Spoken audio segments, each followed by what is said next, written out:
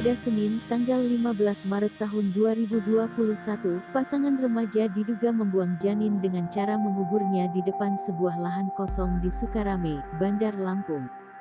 Aksi keduanya tertangkap kamera pengawas rumah warga yang berada di depan lokasi. Pemilik rumah depan lahan kosong itu, bernama Ida, kemudian buka suara. Janin bayi berusia 5 bulan itu ditemukan dari kecurigaan seorang warga yang sempat memergoki aksi dua remaja tersebut. Ida sempat melihat dua orang remaja sedang menguburkan sebuah bungkusan kain di lahan kosong di depan rumahnya. Saat itu ia sedang berjalan pulang dan melihat dua remaja sedang menimbun lubang dengan tanah.